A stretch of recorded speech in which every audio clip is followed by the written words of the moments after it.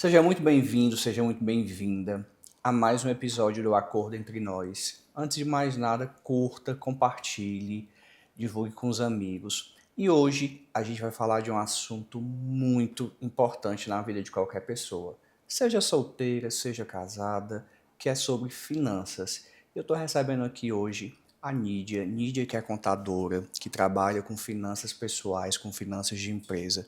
Nídia, seja muito bem-vinda. É um prazer ter você aqui. E hoje a gente vai falar daquele tão temido assunto, dinheiro, que muita gente prefere não olhar para não ter que lidar. O É problema é que, verdade. olhando ou não olhando, a gente tem que lidar. É verdade, André. Esse para mim é um prazer estar aqui. Quero agradecer, gratidão pelo convite, por poder compartilhar e falar um pouco sobre o relacionamento com o dinheiro, né? O fato de você lidar com o dinheiro no dia a dia. Então, assim, isso é uma coisa que está muito inserido no meu dia a dia, nos atendimentos, enfim, no contato. E eu gosto muito de falar sobre isso e, enfim, de alguma forma poder, né, ajudar. Tenho certeza, Nídia, que você vai ajudar, que quem assistir esse episódio vai sair, né, ao fim dele, entendendo muita coisa sobre finanças. E a Nídia foi quem me atendeu alguns anos atrás, quando eu devia horrores. Ela me ajudou a organizar. E a gente às vezes acha que não, eu tô devendo, não tem jeito. Tem jeito sim. Essa mulher aqui, por experiência própria, pode ajudar. Nídia, deixa eu te perguntar uma coisa. Como é que você observa nos teus atendimentos a relação das pessoas com o dinheiro, assim, o que é que elas trazem muito? Bom, assim, geralmente quando as pessoas me procuram, né, para a gente poder falar e organizar financeiramente, então elas vêm com essa dor. E aí, antes de começar qualquer coisa, eu sempre faço um primeiro atendimento para poder entender como é que está a situação da pessoa naquele momento, faço um diagnóstico financeiro. E a partir desse diagnóstico, entendendo, né, as raízes, muitas vezes, desse problema, que vai ser relatado ali naquela conversa, a gente vai administrando, né, e fazendo da melhor forma para que se encaixe, né, tudo que a gente define ali, o financeiro dela, a organização financeira dela. Que muitas vezes, André, não tem a ver com a questão da organização com planilha, né? Mexe muito também com o emocional, porque o dinheiro ele mexe muito com isso. Mas ele traz uma clareza muito grande. Então, quando você passa a olhar para a sua organização financeira, isso te dá uma clareza, um norte, então você consegue tomar mais decisões na sua vida financeira. Então, esse é muito o meu papel, né, junto com a pessoa. Mas lógico que isso não avança se você não tiver comprometido. Então tem que ter um compromisso realmente de estar ali, de organizar as finanças, né, de olhar para aquele lugar que muitas vezes é desafiador e, enfim, seguir com isso. Eu observo muito, Nídia, que aqui o podcast a gente fala muito sobre acordo, né? Acordo entre nós, relacionamentos, casais. Eu observo muito que na dinâmica familiar, geralmente, um um das pessoas que estão na relação geralmente é aquela pessoa que cuida do dinheiro, seja o homem, seja a mulher, enfim, em relações heteronormativas ou homoafetivas, mas geralmente tem um que, via de regra, sabe lidar melhor com o dinheiro. E nessa perspectiva, nos teus atendimentos, o que é que tu observa em relação a mulher que lidar melhor com o dinheiro, é o homem que lidar, o que é que aparece mais para ti?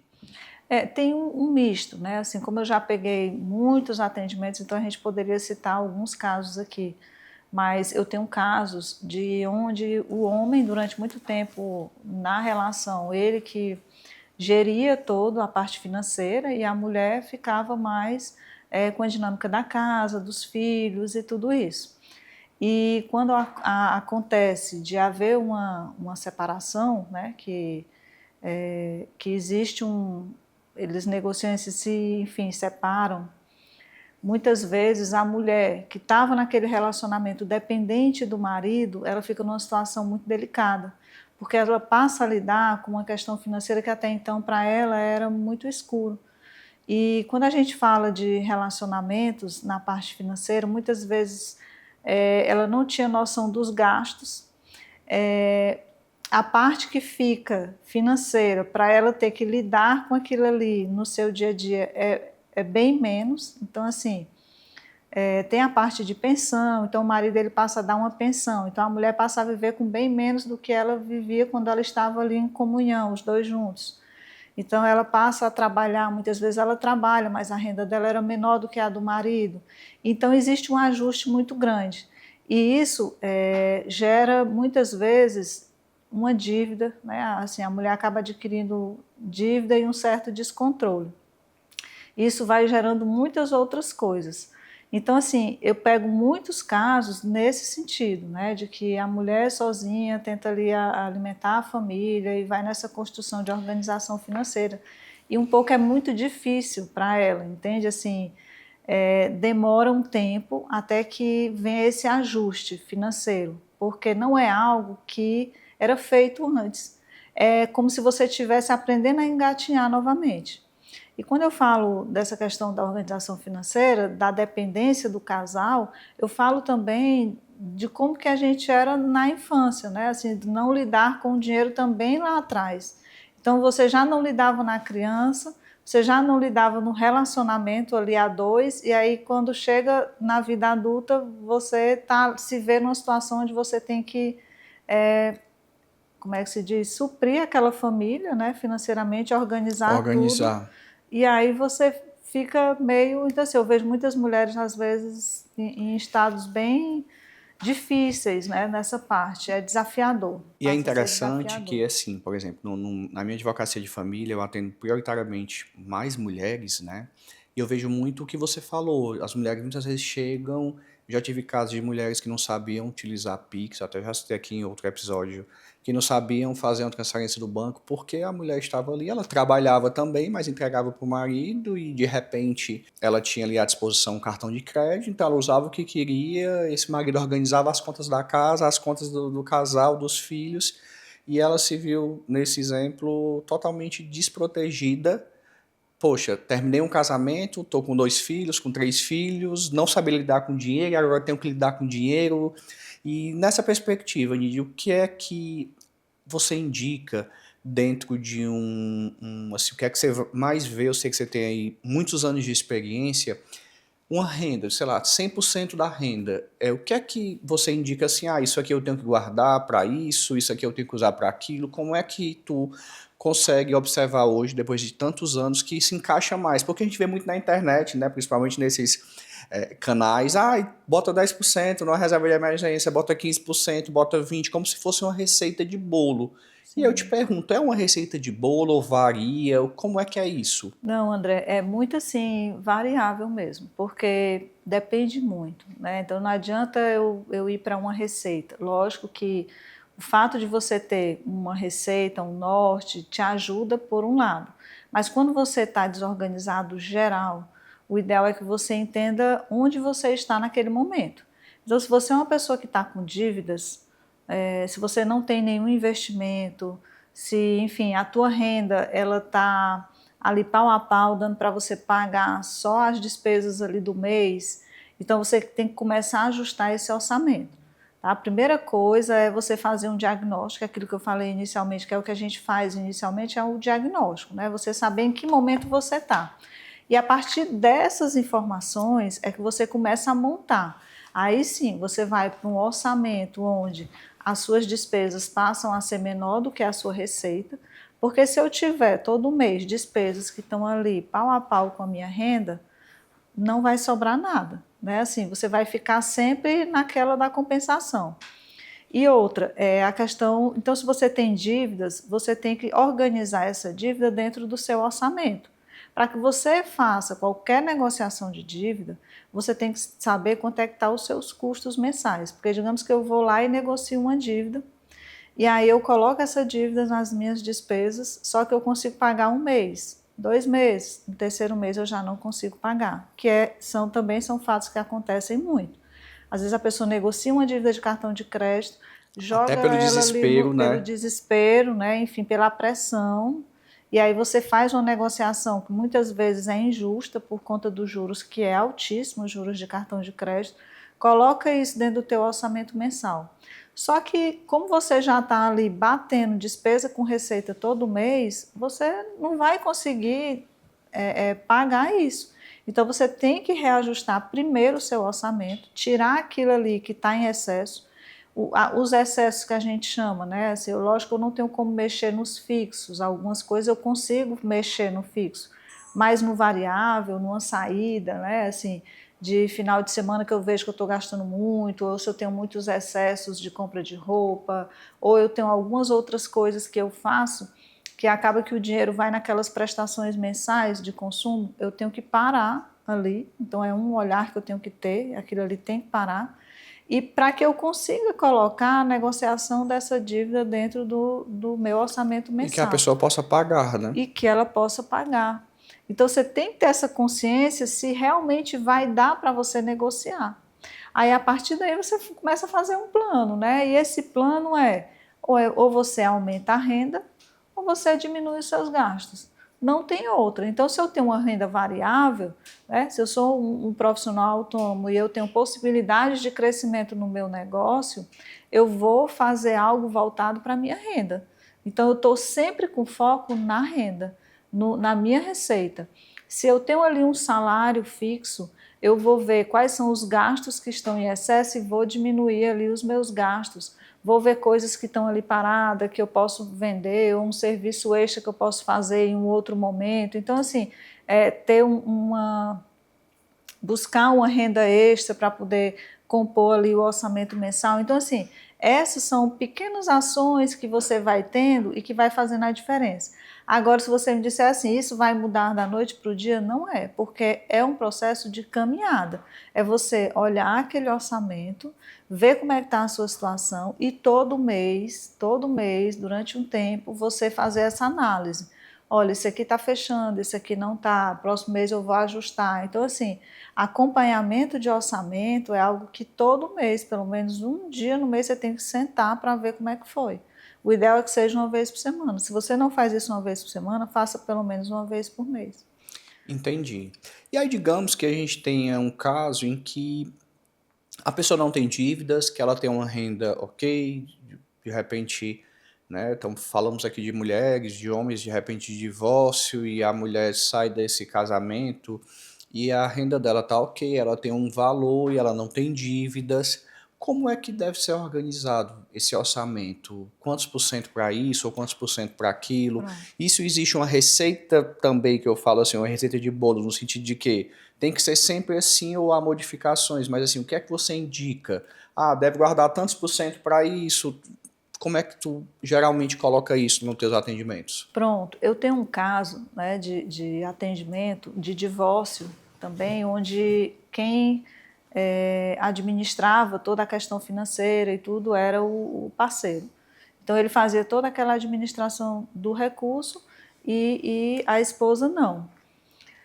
Só que de um tempo ela começou a vir administrar, né, para poder ir tendo posse até das coisas dela. E isso é uma coisa que eu indico muito, né, assim, a mulheres. Então, assim, hoje eu olho para ela e vejo o quanto que ela evoluiu nesse processo. A gente está junto há mais de 3 anos e nesse acompanhamento junto com ela, eu vejo o quanto que ela evoluiu, o quanto que ela buscou informação, que ela foi atrás, que ela se reeducou financeiramente. Então, assim, e aí ela trouxe para ela essa responsabilidade financeira também, né, no sentido de saber como é que estão as contas dela. E a separação hoje, que vem acontecendo de uma forma mais clara para ela, entende? Assim, ela Menos consegue traumática. menos traumática. E dentro disso, né, tem a questão do como ter o orçamento, que aí ela tem a construção do orçamento dela. Lógico que parte desse recurso que entra é investido, e aí esse investimento ele é diversificado, porque, um exemplo, quando você começa a olhar para a questão dos investimentos, você está visando ali uma renda passiva, né? Então você começa a fazer primeiro uma reserva de emergência, que é onde você guarda um recurso. Um exemplo, se eu tenho um custo fixo mensal em torno de 20 mil reais, eu vou ter no mínimo uns 3 meses a 6 meses de reserva desse valor mensal em um tipo de investimento, ou no Tesouro Direto, ou em um CDB que renda 100% do CDI. Feito isso, eu começo a diversificar. E aí eu vou diversificando o meu dinheiro, né? Vou colocando em alguns CDBs, ou eu, dependendo do perfil da pessoa de investidor, ela vai para uma renda variável, mas isso tudo vai de acordo com os teus objetivos. Entendi. Entende? Então, por exemplo, se meu primeiro objetivo é montar a minha reserva de emergência, se eu tenho uma renda de 20 mil, se eu tenho um custo de 20 mil mensal, então eu tenho que ter ali pelo menos 60 mil investido na minha reserva de emergência, num tesouro, né, um tesouro Selic ali, porque na hora que eu precisar desse recurso eu vou ter. Passou disso, esse foi o primeiro objetivo. Qual é o meu segundo objetivo? Eu quero comprar uma casa própria, ou eu quero trocar de carro, ou eu quero fazer uma viagem, né? Enfim, existem investimentos específicos para isso.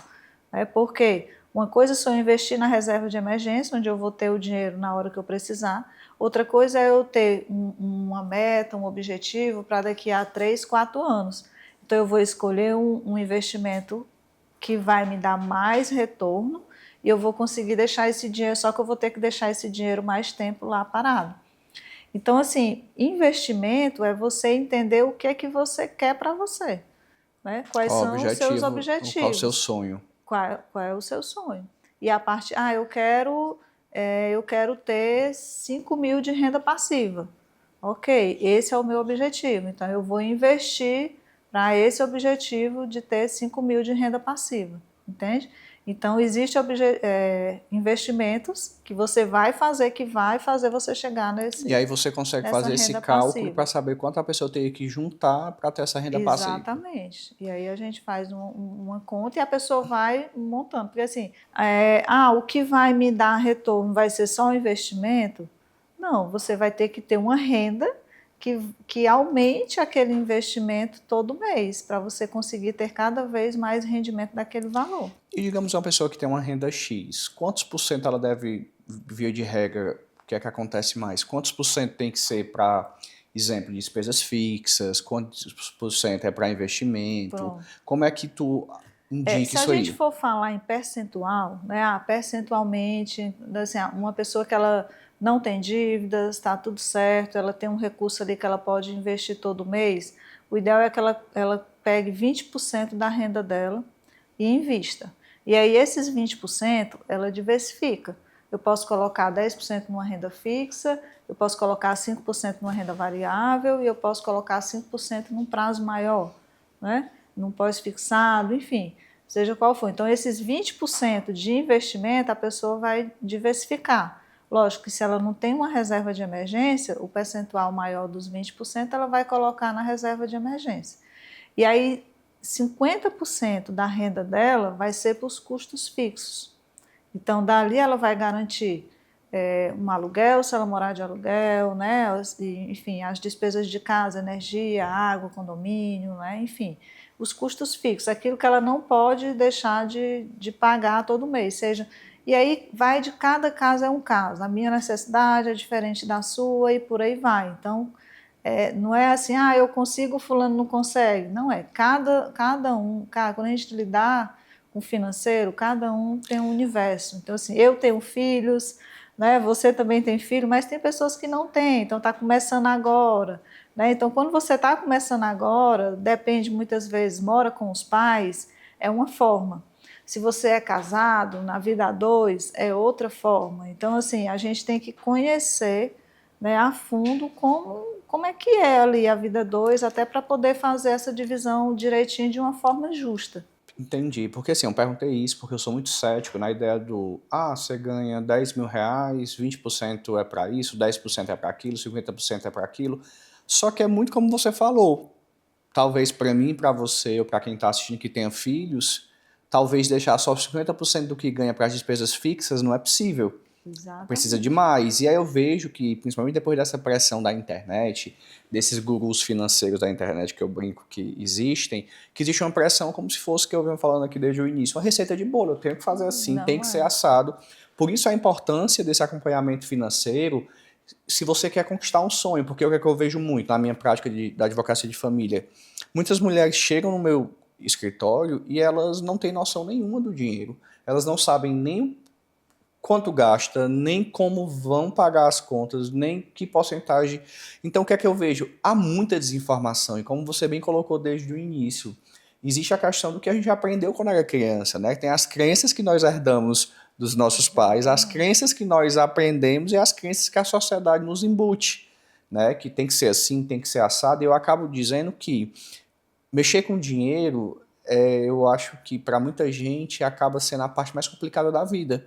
Muita gente consegue ganhar muito dinheiro ou consegue ganhar dinheiro, mas não consegue efetivamente ser próspero, porque eu falo que prosperidade não é ganhar muito dinheiro. Prosperidade para mim é ter paz com aquele dinheiro que eu ganho. Eu brinco que tem gente que ganha muito menos e é muito mais próspera do que gente que ganha muito mais, justamente por essa Com mentalidade, certeza. essa organização financeira. E Nídia, nessa perspectiva de organização financeira, os trabalhos que você desenvolve para pessoas e aquelas pessoas que de repente têm empresa, que confundem, né, que é muito comum Ai, hoje em demais. dia, né, assim, é muito comum Bastante. você ser empreendedor, você ser um profissional liberal, e há aquela confusão de CNPJ com CPF, e há aquela mistura de contas. O que é que você indica para essas pessoas, né, que têm seu próprio negócio, que estão começando, que são profissionais liberais, que têm um CNPJ?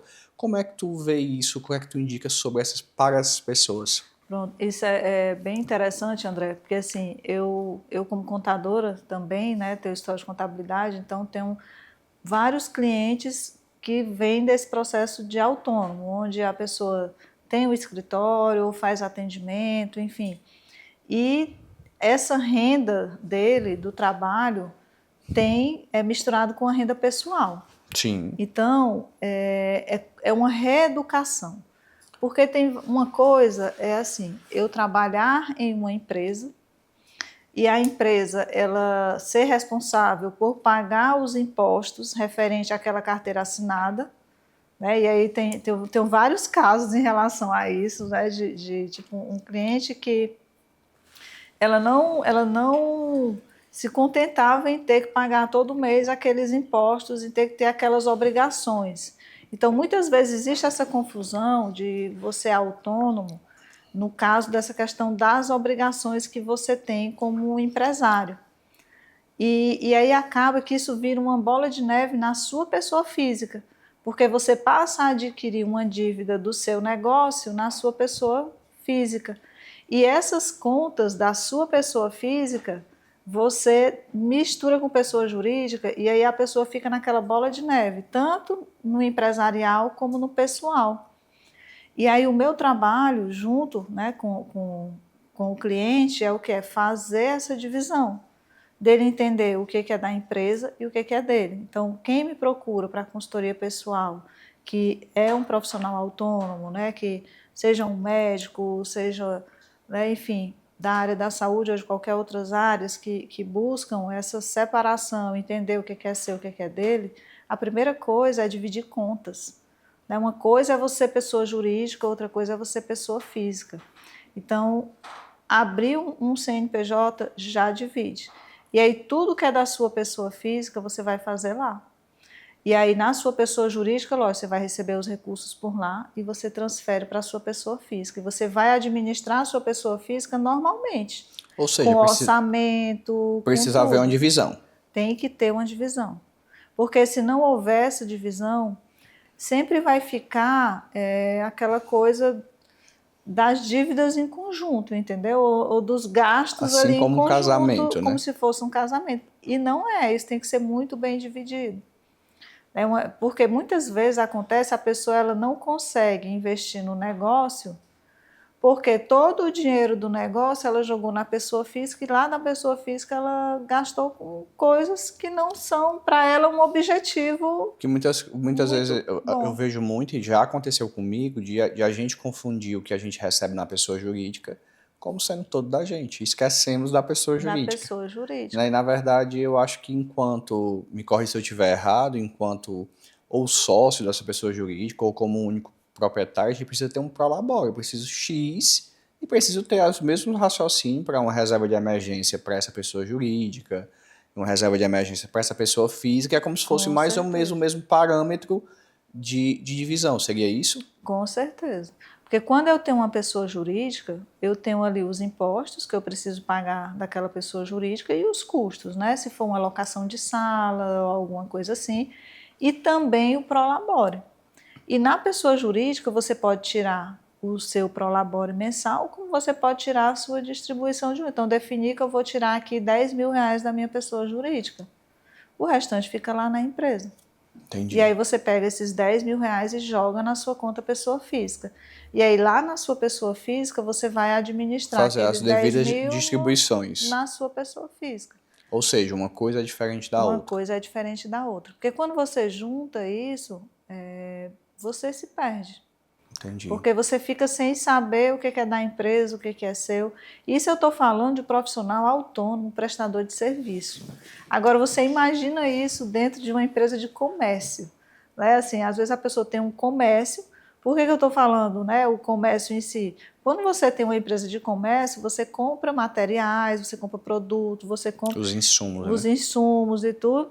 Então, tem despesa de insumo, despesa pessoal. Como é que você separa isso? Entende? Assim, tem empresários que eles não sabem nem qual é o lucro dele, partindo do princípio de que todas as despesas fixas, físicas, são pagas na Pessoa conta da jurídica, ou pessoa seja, jurídica.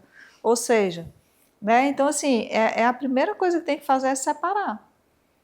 Então, essa separação ela é essencial para que você consiga ter o resultado real do seu negócio, isso é um ponto, e a outra é para que você consiga se organizar financeiramente na pessoa física.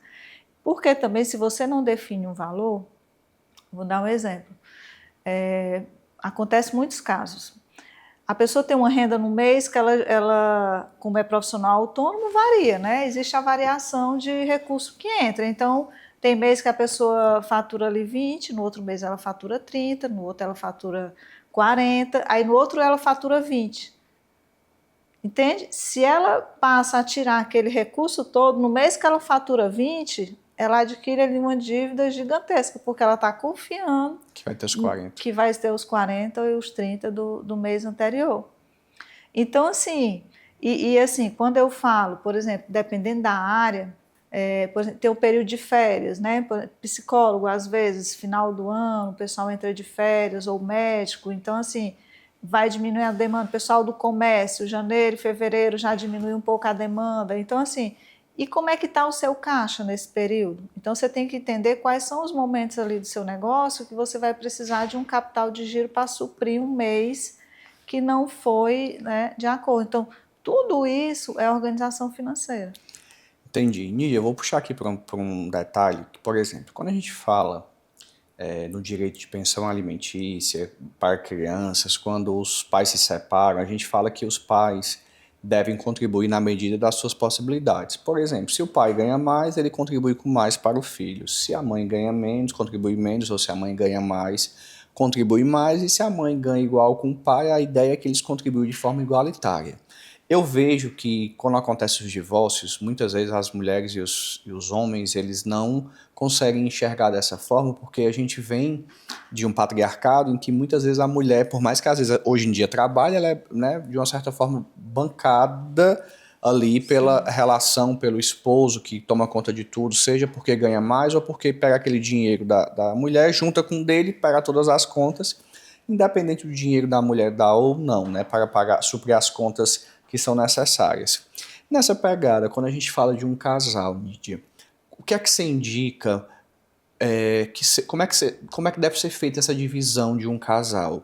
Seria nessa mesma lógica que a justiça meio que determina para uma pensão alimentícia, quem ganha mais paga mais, quem ganha menos paga menos, porque eu acho que é muito importante, mesmo você sendo um casal, você não é um só, de haver essa divisão. Isso. Eu ganho meu valor, meu companheiro e minha companheira ganham o valor dela, temos as nossas despesas comuns, né, dos nossos filhos, da nossa casa, mas também temos as despesas pessoais. Então, quando um casal te procura, como é que tu indica? Tu indica juntar essas contas, ter conta conjunta, ter conta separada? Como é que tu vê isso? Isso é uma decisão muito conjunta, né? A gente vê a situação e aí decide junto, porque os dois têm que estar em comum acordo, então a gente junta as rendas e vê qual é a renda de cada um, e isso é feito na proporcionalidade. Um exemplo, uma conta para todas as despesas da casa. Entende? Bacana. Então, assim, despesas que são inerentes ao casal, a filhos, o que tiverem, né? E quando a gente junta, que faz esse balanço, muitas vezes, por exemplo, a mulher é um salão, né? Enfim, é uma saída com amigas, enfim, coisas, um curso que ela quer fazer para se capacitar, né? Enfim, o homem já é uma saída com uma amiga, um futebol ou alguma coisa que ele quer. Então, existem essas poucas divisões fora, mas os objetivos comuns, eles estão ali. Então, exemplo, se o homem ganha mais do que a mulher, né? Então tem um homem que ganha 30 e a mulher que ganha 20. Então, para as despesas da casa, digamos que a soma da despesa da casa ali vai dar 30 mil, faz a proporcionalidade. Bacana. Entende? E aí, dentro da proporcionalidade, é nessa conta conjunta lá entre eles e faz a divisão da casa.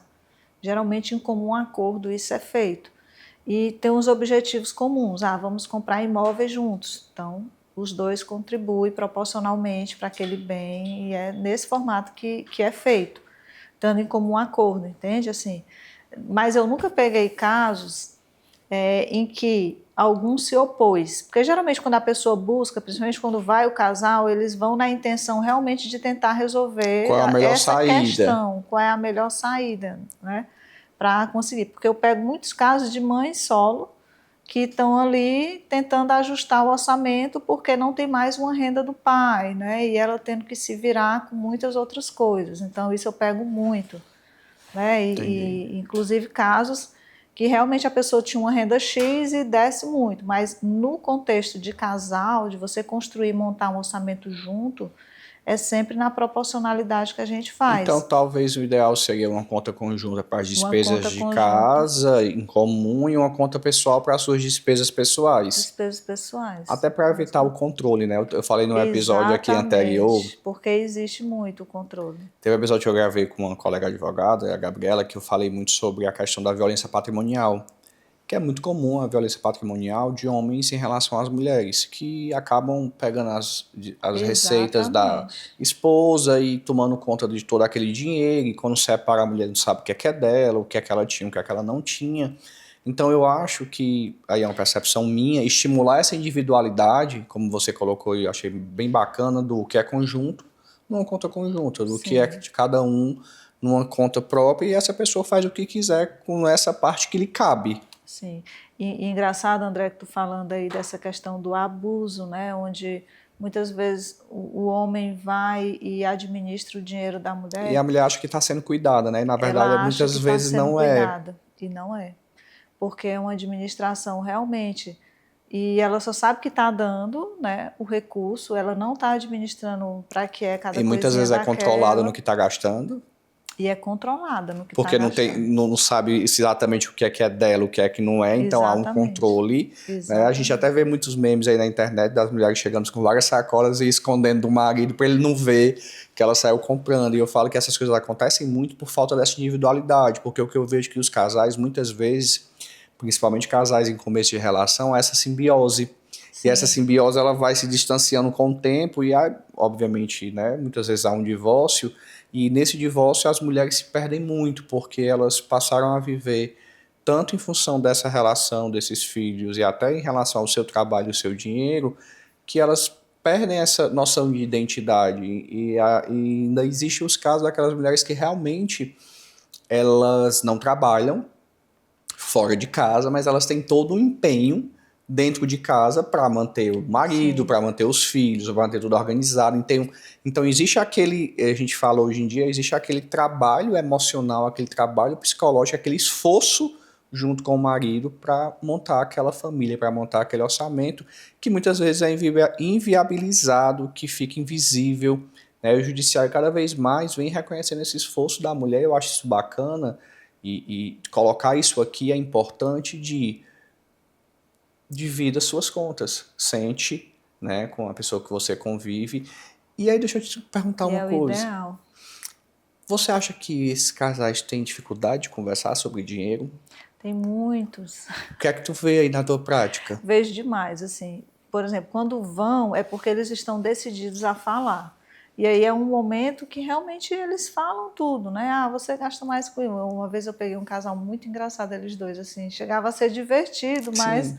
Porque ela dizia, eu não Seria abro cômico se não mão. fosse trágico, né? Que a gente costuma Seria dizer. como se eu não abro mão do meu salão, eu não abro mão de, né? Enfim, tem umas coisas assim.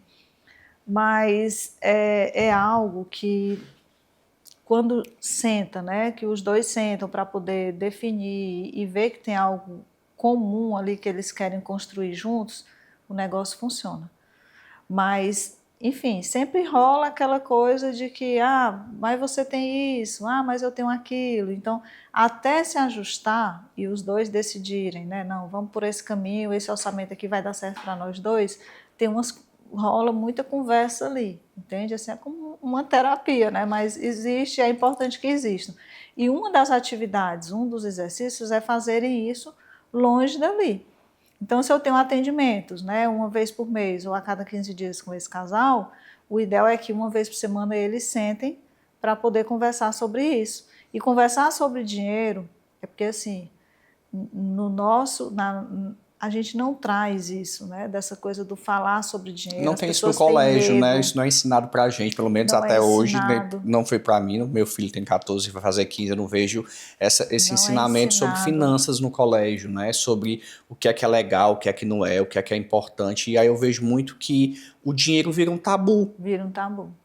Parece que falar sobre dinheiro é assim, dá um choque nas pessoas ou medo. Eu não vou dizer aqui para o André, porque se eu disser para o André qual é o meu valor e ele vai ficar em cima daquele valor. Enfim, tem gente com, né, família, né? Então, assim, na divisão do recurso, às vezes o marido, sei lá, ganha um dinheiro extra e não compartilha com a Esconde. mulher, né? Ou a mulher não compartilha. Então, tem muito isso, né? Tem muito isso na relação.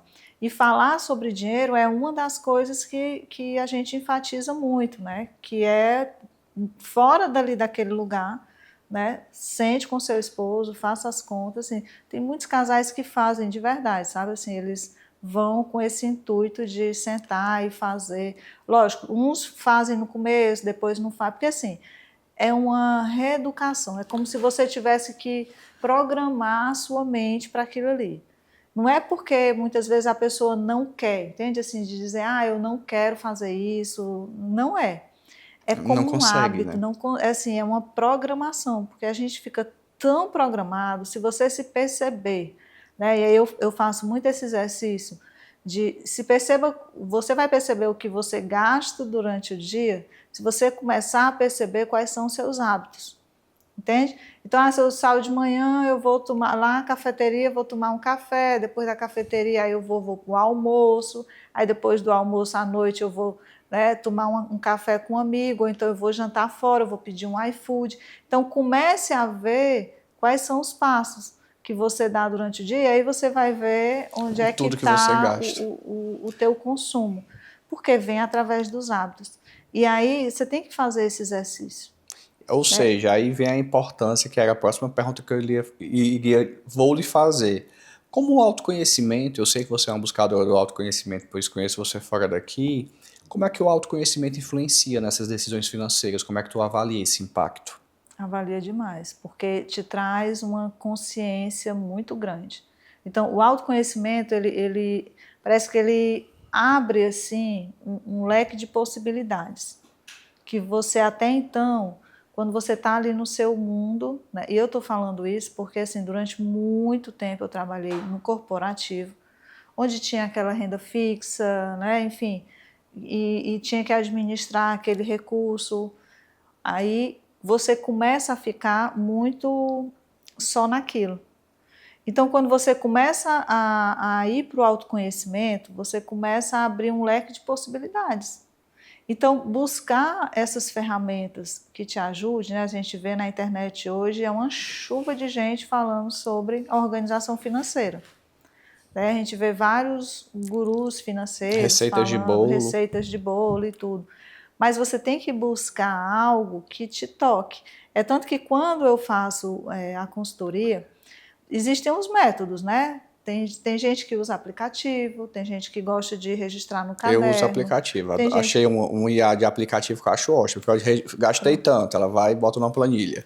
Então, mas é isso, é você perceber qual é a ferramenta que vai te ajudar, porque muitas vezes também eu vejo a pessoa comprando um monte de curso, ferramenta e tudo, e não aplica nada. Não adianta, né? Não Só adianta. gastar dinheiro que poderia de repente estar sendo investido, Exatamente. guardado. Exatamente. Então, o primeiro é o autoconhecer. Então, assim, o autoconhecimento. Se você começa a ver quais são os seus passos, quais são os hábitos que você tem no seu dia a dia, isso é para tudo, entende? A gente está falando aqui de organização financeira, mas se você decide fazer uma dieta, né, que é ir para academia, perder peso, ir para academia, rapaz, para você gostar de ir, aquele negócio todo, a pessoa tem um processo. Passa um mês, 2 ali, tendo que ir todo dia, às vezes, lá vou eu de novo e tal, mas depois aquilo ali passa a ser. Com a organização financeira É não assim é, como porque trabalhar com a dinheiro, tua né? mente está sendo trabalhada para aquilo ali. É como eu gosto de falar, né, na minha outra formação da psicologia, é como a gente chama de que o cérebro ele vai adquirir novos hábitos, né, que é a neuroplastia, porque o cérebro está habituado a um hábito de repente de não olhar para o dinheiro, e quando você passa a olhar, você passa a ter consciência, então teu cérebro cria novos caminhos neuronais para que você possa lidar com aquilo que antes era medo e hoje passa a ser algo mais simples. Né? Eu Exatamente. sempre falo que por mais autoconhecimento que você tenha, né, me coloco nessa posição, o assunto dinheiro sempre dá medo. E eu Sempre. observo muito, Nídia, que mulheres que querem se separar e que dependem do marido, seja em parte ou seja totalmente financeiramente, elas não sabem por onde começar. Que dicas você daria para essa mulher que está planejando se separar, para de repente fazer uma reserva, para de repente entender que gastos vai ter? Porque o que eu vejo muito no meu escritório, e aí também puxo para o assunto da violência patrimonial, são mulheres que chegam e dizem assim, mas eu não sei nem como vou lhe pagar, porque eu não sei que dinheiro eu tenho, aí eu geralmente dou algumas dicas, né, que Sim, fogem um pouco sim. realmente da minha formação principal, embora eu conheça muito sobre finanças, mas que dicas você daria para essa mulher que de repente está pensando em se separar, para ela se programar financeiramente? Como é que você... Olha, para você partir para um processo de separação, entendendo, né? Lógico que tem coisas que a gente não prevê, né? Em relação a essa questão do divórcio. Mas se você já vem pensando nisso, e o financeiro é algo que muitas vezes prende, você sabe melhor do que eu, que muitas mulheres vivem relacionamentos porque Dependem não financeiramente. dependem financeiramente do marido. Então, se você já tem essa busca de separação, é começar a ter noção do que você tem hoje, né? De como é que você está financeiramente. E, em paralelo a isso, você vai começando a entender o que é que você quer para você. Então, em relação ao profissional, em que você quer trabalhar. E aí você vai começando por essa veia, né, do mercado mesmo. Porque a partir do momento que você sai desse relacionamento, se você não tem uma partilha de bens, né, se você vai ter que viver da sua renda ou de alguma pensão, você já começar a entender quanto é que você tem ali naquela relação a dois, o que é seu, o que é do outro, ficar a par desse patrimônio. Ah, mas eu não tenho acesso a nada, mas a mulher ela dá um jeito de Tem ir como saber. atrás e buscar essas informações e começar a mapear isso aí e começar a ver coisas para ela, para o futuro dela, entende? Assim, cuidar dela. Ah, eu quero fazer o curso disso, né? Então, a pessoa que já é formada, ou se não é formada, não tem formação, seja um negócio que ela queira abrir. Então, ela começar a pensar nisso, mesmo estando naquela relação ainda. Até por quê? Porque quando ela sair, ela já não vai sair tão no escuro, porque ela já vem fazendo um planejamento para isso, entende? Mesmo que seja pouco, né? Ela sabe que na hora do desatar é que a coisa vai começar a engrossar, mas ela já vai ter ali uma base de conhecimento. Então, Entendi. é estudar um pouco mesmo, sabe? Entender o que eu quero no mundo pós esse relacionamento. Eu quero Porque até muitas vezes é uma pessoa que ela fica só em casa, cuidando da casa e dos filhos. Ou é uma pessoa que já trabalha, mas que também tem uma renda bem menor do que a do marido. Então, assim, é pensar nesse sentido, entendi. entende?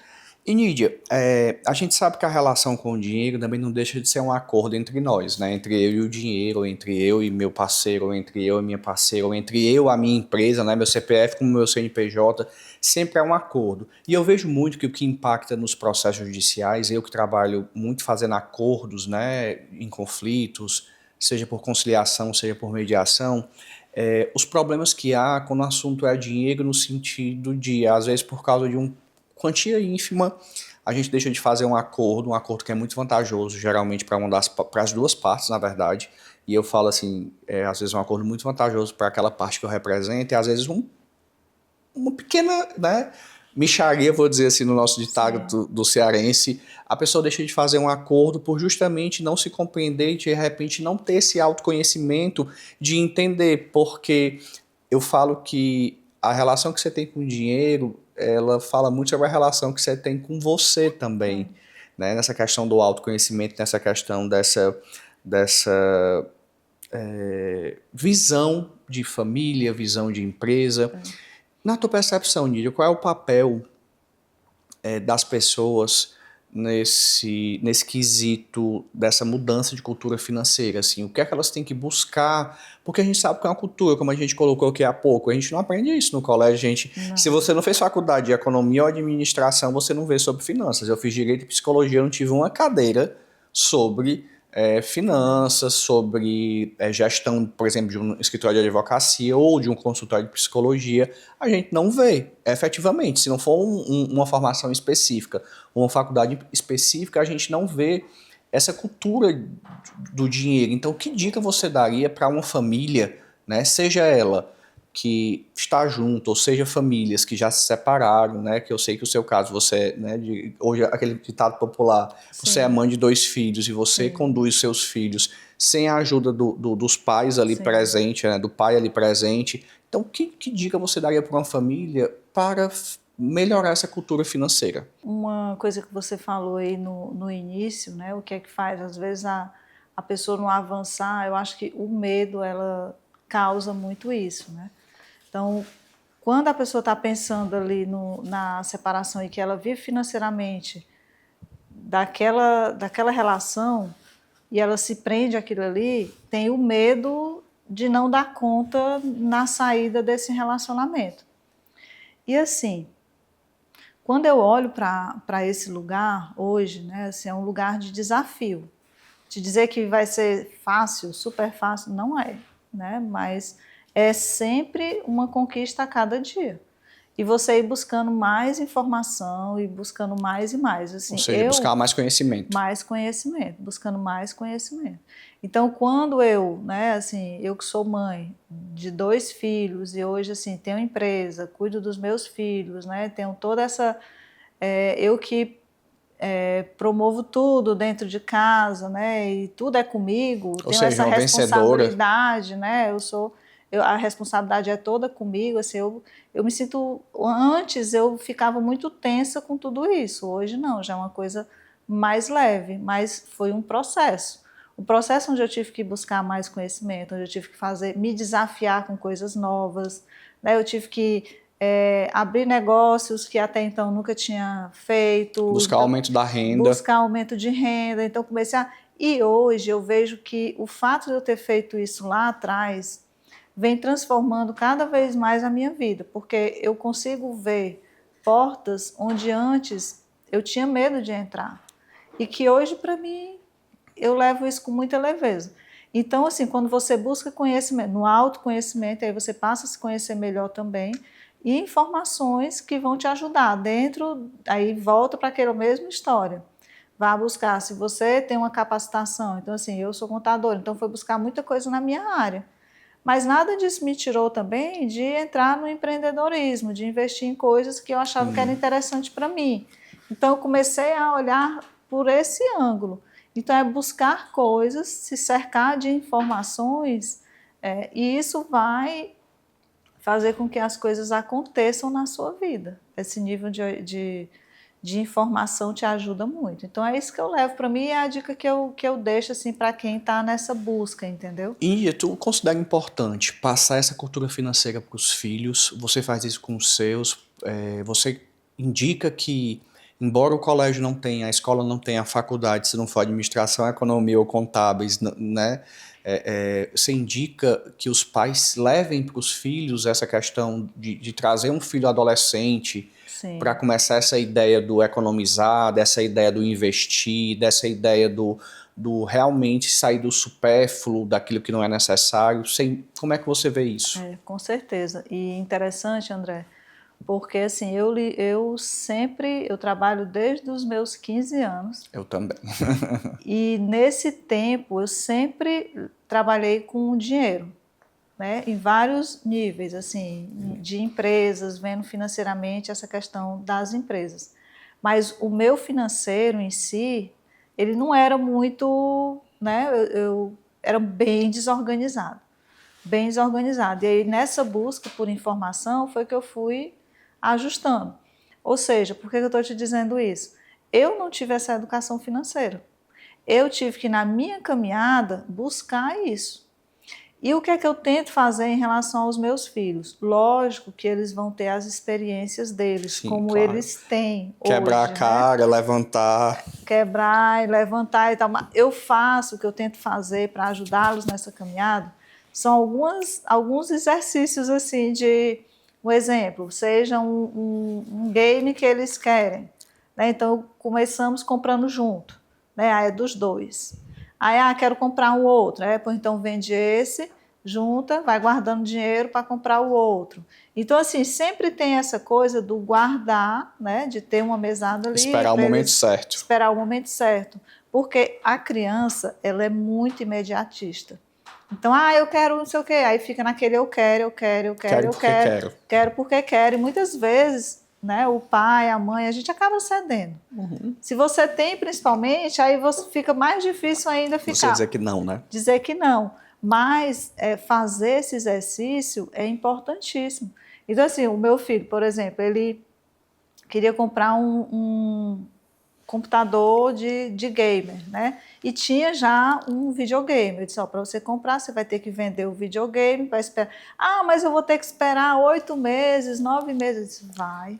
E assim, isso causa uma ansiedade que todo mês ele fala, mas ele sabe que ele precisa passar por esse processo. Que nem a gente quando... E é importantíssimo. Quando a gente fica adulto, a gente às vezes quer, sei lá, um exemplo mais simples, trocar um carro. A gente precisa esperar para trocar pelo carro que a gente quer. Então, se de repente a gente tivesse sido ensinado lá na infância, na adolescência, que esperar é sadio, a gente saía dessa cultura do imediatismo. Mas olha, você tocou num ponto importante. Às vezes a pessoa quer comprar um carro, certo? E aí volta para a criança, né? Eu quero um videogame. Quero porque quero. Quero porque quero. Aí ele vai lá e faz o quê? Um financiamento. Ele porque quer agora. Porque quer agora, naquele exato momento.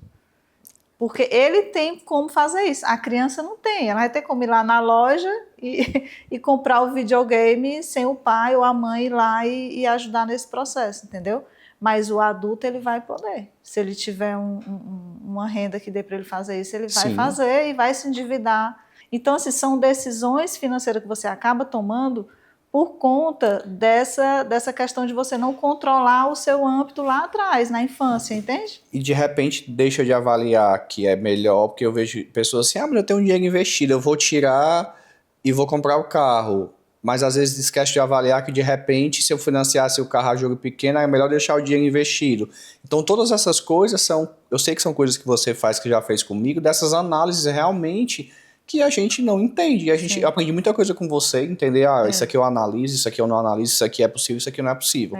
No caso do carro, não seria uma opção, se você tirar dinheiro de investimento para investir no carro, entende? Assim, financiar o carro. Sim. Porque um financiamento de carro, os juros é bem maior. Bem maior do que o E dinheiro ele investido. Deprecia, né? Então Sim. O carro ele perde e esse valor ao longo cálculo dos tem que anos, ser feito também. Que é o diferente de um imóvel. Então, assim, se você vai comprar um bem, ele tende a valorizar, dependendo do imóvel que você vá comprar, e você pode amortizar essa dívida ao longo dos anos.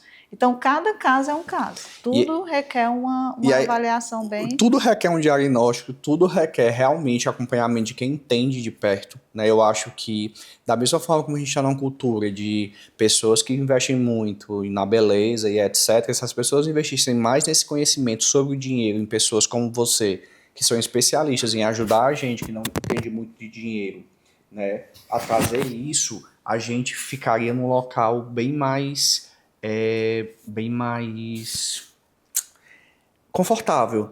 Nídia, e uma última pergunta que eu vou te fazer. Queria conversar com ela o dia todo, né? Assim, é muito bom conversar sobre dinheiro e de uma forma tranquila, desmistificada. Eu acho que esse é o papel da gente, que que tem o conhecimento de levar para as pessoas a falar sobre dinheiro de uma forma desmistificada.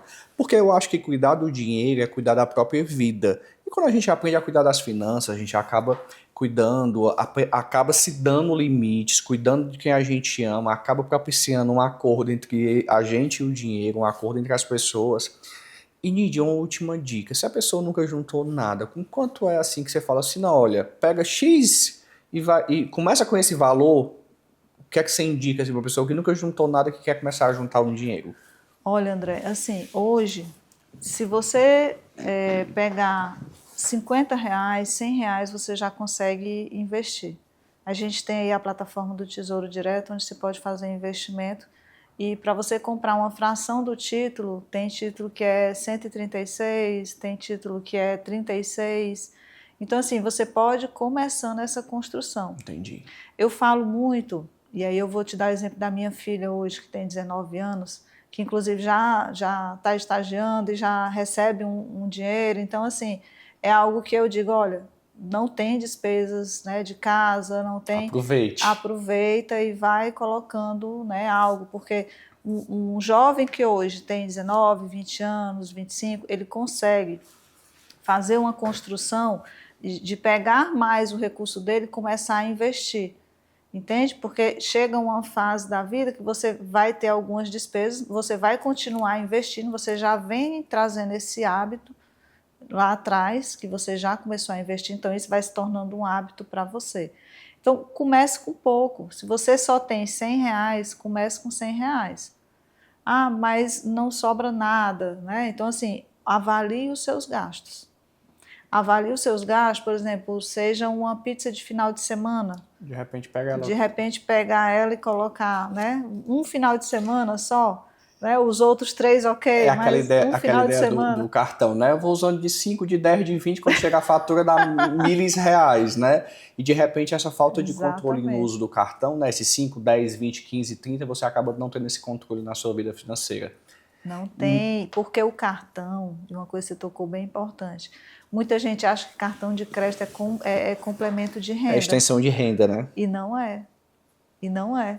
Então, assim, as pessoas, muita gente tem limite alto de cartão de crédito e a renda não é o limite que a pessoa tem no cartão de crédito. E acha que de repente faz parte. E começa a gastar no cartão, começa a ir. Quando você vê, o cartão de crédito é maior do que o valor que a pessoa recebe por mês. Então, assim, esse descontrole, eu falo que o cartão de crédito ele é uma ferramenta maravilhosa, que dá para você ganhar pontos, né? Enfim, dá para você ter alguns benefícios, se você souber usar o cartão de crédito de forma inteligente.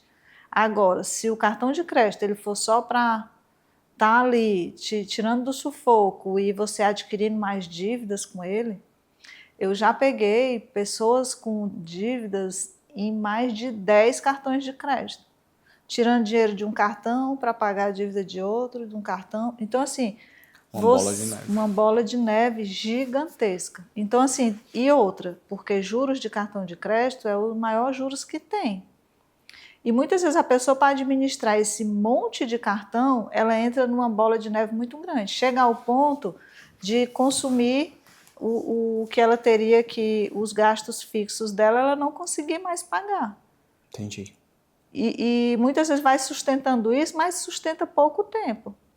Entendi. Entende? O assunto dinheiro, minha gente, é um assunto muito longo, é um assunto que tem muitas nuances, muitas camadas. Nidia, queria lhe agradecer por ter aqui, por estar participando, por participar desse episódio.